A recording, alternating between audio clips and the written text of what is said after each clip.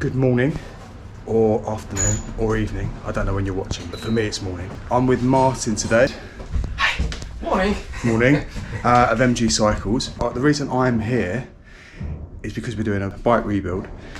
You might remember back in March, me, Mike, Tom and James went to Alicante. On arrival in Alicante, Mike's frame was cracked. Now what was meant to be a 6 to 8 week turnover turned into 6 months. Obviously Mike's a bit frustrated. Who better to rebuild this bike that's been put back together, sprayed, than the main man, Martin of MG Cycles. So today we're going to film Martin rebuilding Mike's bike. He's going to show you the most important bits and he's going to sort of talk you through it. We'll speed through some of it as well, but I'm going to leave the action to Martin. And if you're enjoying the content, please like, comment and subscribe. Here we go. Oh, actually, Martin, one thing. Can you see where the frame was cracked from previous? Nothing, no.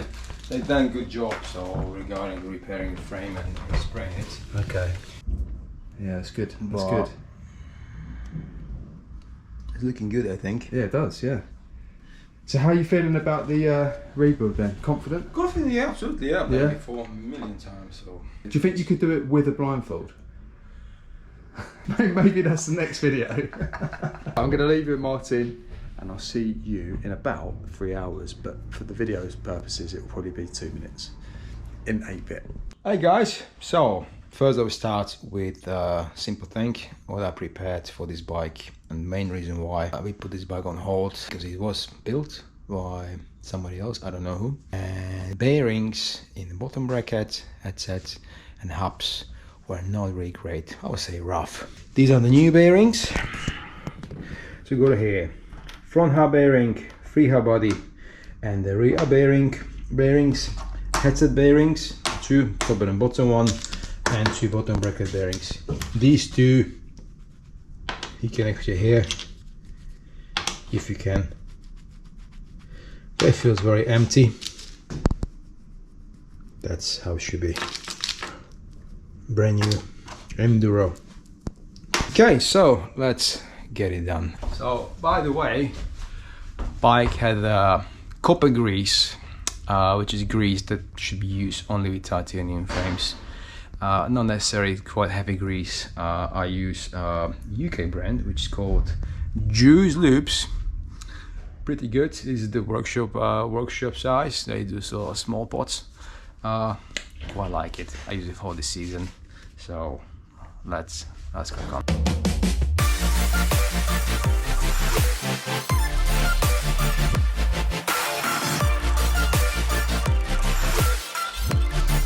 This bike has been custom painted, so if you look inside, you see the paint, the area where the bearing sits, there's a paint.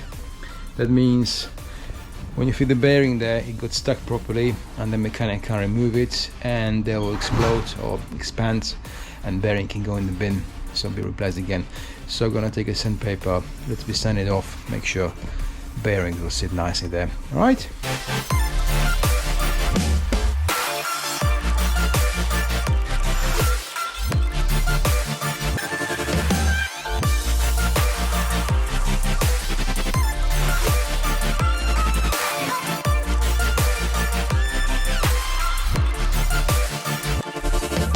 We fit the bottom bracket caps back in the frame, check, make sure they are fitted correctly. Now it's fitting the bearings because they were worn out. Okay, so let's do it.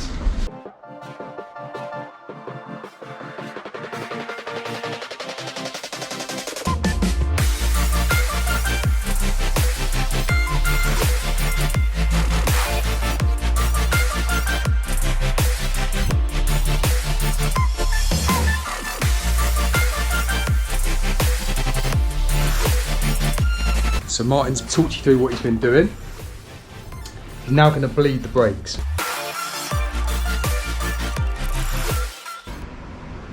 So I can tell you this wasn't bled. It wasn't bled? No. That's right, okay. Because this fluid is black. Look inside from the top. You see? So what does that? So that tells us that basically there's contamination in there. Contamination there, exactly. I've been told he spent a lot of hours with his bike, but I mean he did a few good details. Yeah. But not to me. I'm not buying this. So get rid of oil first. That's pretty dirty. Then the refill syringe with brand new oil. Bleed again. You just drink that later, yeah? Yeah. One is full there. So the bubbles there. Yep. Have to get rid of them. See? So just get rid of the air, basically. Yeah. No. We go round 2. It should be way better now. Yeah. There we go.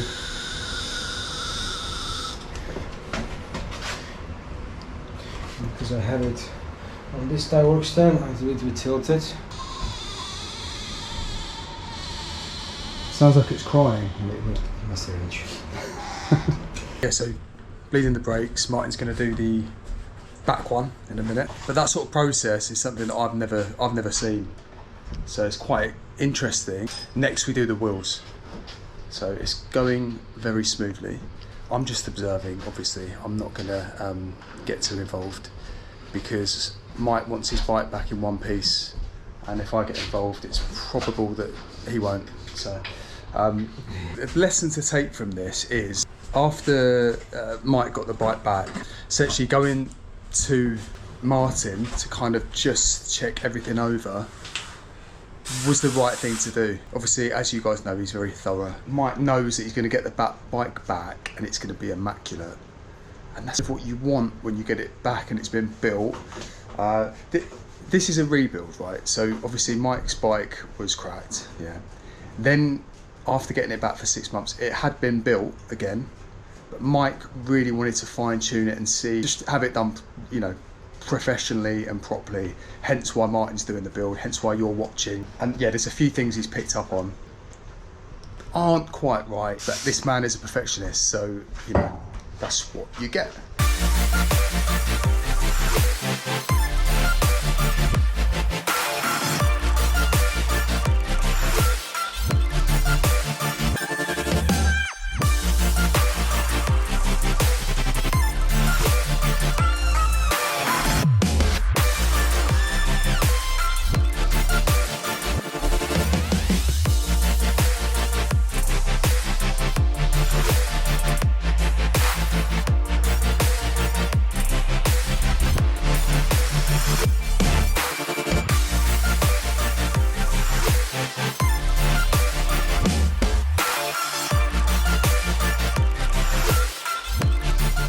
So now you're checking for Wear on the rotor, because they were out as well. Well, Shimano's got written on every rotor, minimum thickness is 1.5 millimeter. okay. SRAM's got different, I think 1.65 if I remember well. But every rotor, if manufacturer, they just say that it's just engraved or lasered on and measure it on the, not on the 1 point, but on a few more points.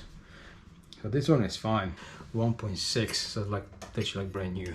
Okay. But measure it from this point, not on the top, because brake pads are running closely here. When you measure, I learned this from my from another customer. This point was okay, but they were worn out. Measure for a few times, not just the 1 point, like one. So you just Okay, maybe 2 or 3 points. Okay, 1.6. One more time. Yeah, it's perfect. Perfect. Cool. Okay. Yeah. And then good stuff. Good stuff. A little bit of grease. Well, he used copper grease, so I'll just leave it there because it's quite sticky. Normally you take just any lithium grease, apply grease inside, from the inside, Okay. and then fit it on the wheel. Again, don't touch it, don't put the fingers on the rotor. So no fingers here, it's literally just the center. Just on the spine here, in the center here. 40 Newton meters, which is quite a lot, like I said.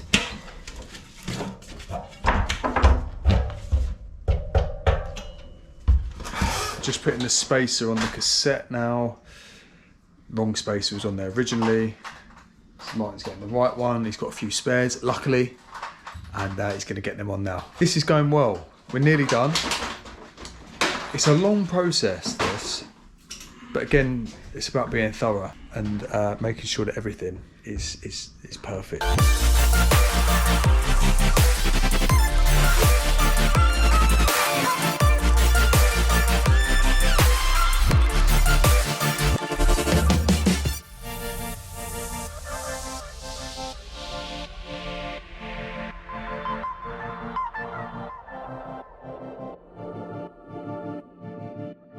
Make sure chain, you should hold the cage this way. Okay. And push the chain through the stop. There's a little bridge there, and let the gravity do the job. Because what people do, they just run this way. When they're so excited and there's something's rattling on my bike, well, you're damaging your derailleur and chain. Right. So this is quite important bit.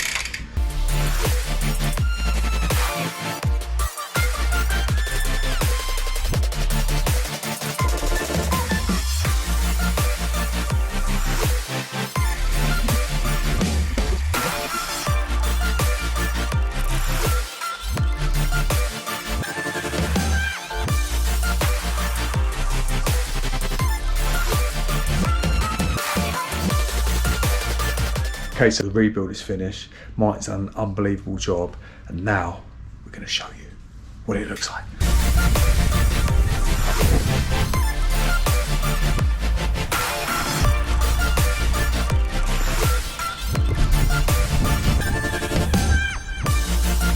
So Mike's done a brilliant job. The paintwork looks absolutely fantastic. Keeps changing colour, doesn't it? So it's like blue and going into purple, depending on where you're looking at it. Looks very, very good. Martin, thank you. You're welcome, anytime. Great effort. I hope you guys enjoyed the video. There's more to come, right? Yes, He's come up with a few plans, and let me know in the comments what you think of Martin's little tutorials and what you think of Mike's bike. It looks mustard, and he did the right thing coming to Martin to make sure that it was fine-tuned and it looks and runs immaculately. Guys, see you on the next one. Ciao, see you later. All the best.